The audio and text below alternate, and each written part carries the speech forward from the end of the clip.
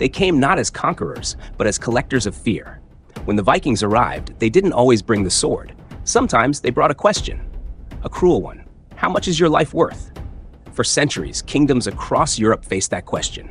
Pay or die. A choice that would shape nations, test kings, and birth one of history's most dangerous economic systems, the Viking ransom.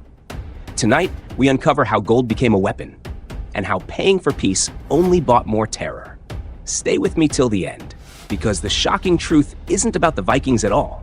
It's about us. The 9th century was a world on edge. Europe was not yet a continent of nations, but a patchwork of fragile kingdoms, each clutching its borders, each praying its defenses would hold through another winter.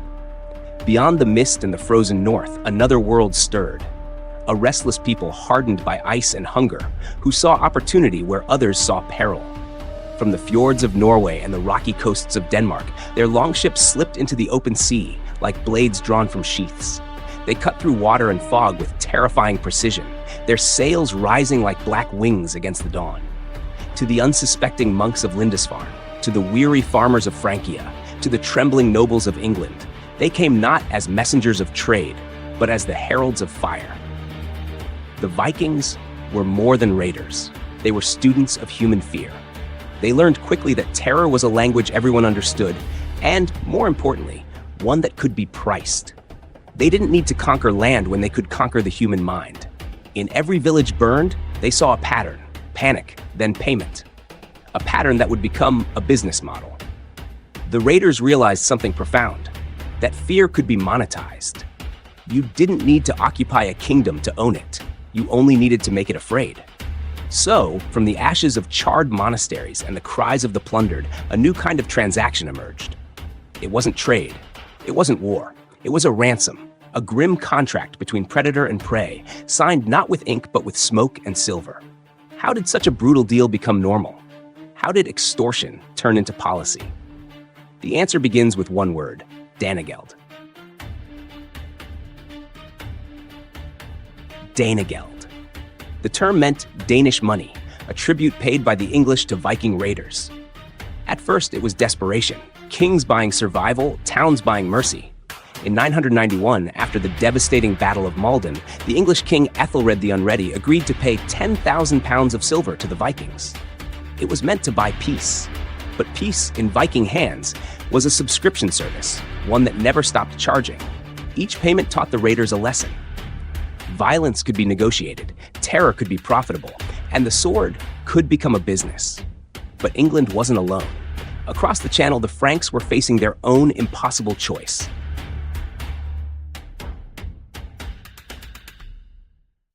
In the spring of 845, the Seine ran dark with the shadows of dragon-headed ships. At their helm stood a man whose name would echo through legend and fear alike: Ragnar Lodbrok. Whether he was a single warlord or a name worn by many, the chronicles agree on one thing: he came for Paris. With 120 ships and nearly 5,000 warriors, Ragnar's fleet moved like a living storm. The smoke of burning villages preceded them. Monks fled their abbeys, clutching relics and prayers, and peasants abandoned their homes to the mercy of the raiders.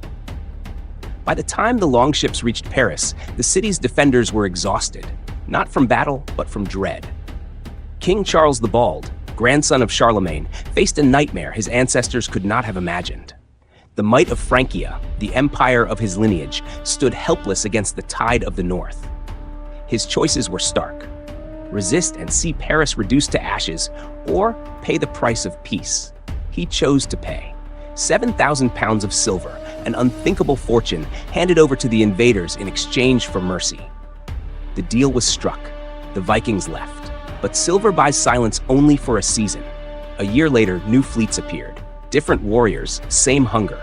The lesson had spread across the seas. The Franks were a people who would rather bleed treasure than blood. And so, what began as desperation became precedent. Tribute was no longer shameful. It became policy. Chroniclers would later call it paria Danorum, the tax of the Danes. But the cost of peace is rarely measured in silver. Each coin paid was another invitation, another whisper to the north that the gates of Europe could be opened for the right price.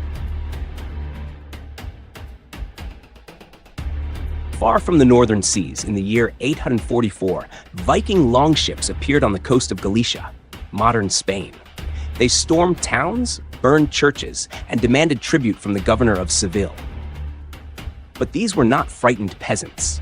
The Muslim defenders of Al-Andalus fought back, trapping the Vikings in the Guadalquivir River and slaughtering them by the hundreds. Their ships were burned, their leaders executed. It was one of the few times fear failed to buy obedience. Yet even this defiance came at a cost. The message to Europe was clear: refuse to pay and face the full fury of the North. So kingdoms had to ask, which was the greater sin, cowardice or extinction? To modern ears, paying off invaders sounds weak, but for a medieval king, it was calculus. A city could rebuild, but a dead army could not. Silver bought time to regroup, fortify, and breathe.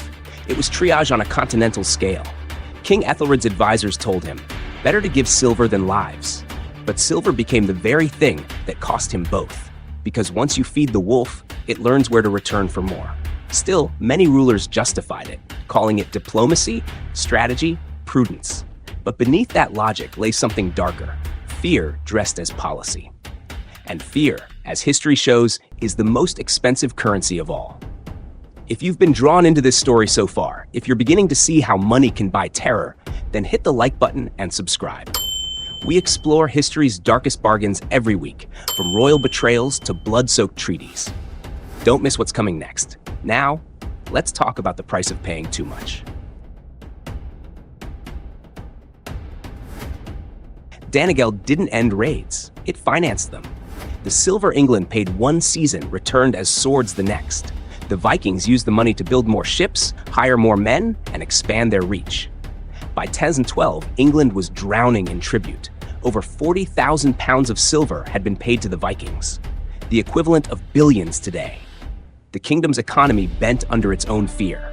Historians call it protection money. But protection from what? If the very act of paying created more danger? It was a vicious cycle, and it would destroy kings who thought they could buy their way out of history's storm. One king tried to end that cycle forever, and he did, but at a price no one saw coming. By the dawn of the 11th century, England's patience and its treasury had run dry. For decades, its kings had filled Viking purses with silver, believing each ransom bought another year of peace. But peace never lasted. The Danegeld had become a curse, a silent addiction that drained the nation's soul.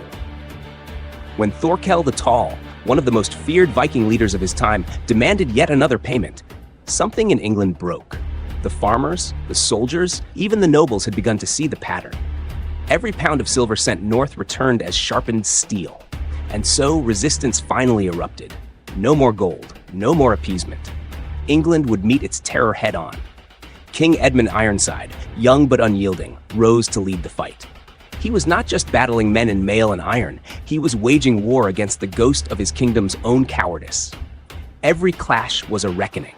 Every sword stroke a desperate attempt to reclaim dignity lost to years of tribute. But the Vikings Edmund faced were not the same desperate raiders of Lindisfarne.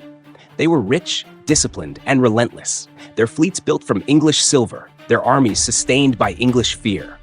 Edmund's resistance was valiant.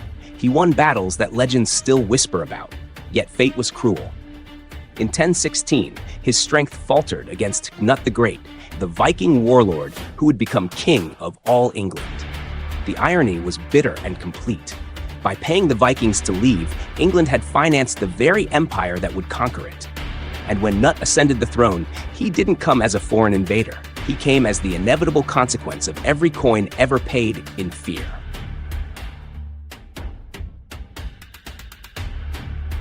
Danegeld didn't vanish with the Middle Ages. It evolved. The logic of paying for peace, of buying off danger instead of confronting it, still haunts nations today. From ransom payments to modern diplomacy, the moral question remains: when you trade money for safety, do you purchase peace or only delay your doom?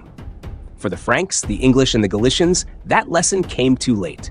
But for us, it's still unfolding. Every ransom is a gamble between survival and surrender. The Vikings understood that better than anyone. They turned human fear into the richest resource of their age. But the real tragedy wasn't that kings paid gold. It was that they paid hope, believing that silver could silence the sea. And when the next fleet appeared on the horizon, the question returned: pay or die? The story of the Viking ransoms isn't just about violence or greed. It's about the price of fear and the cost of believing you can buy your way out of danger. Because history doesn't sell peace, it only rents it.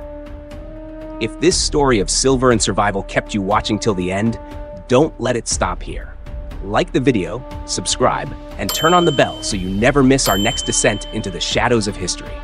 And when you're ready, watch the next story on your screen where another empire made the same mistake and paid the ultimate price.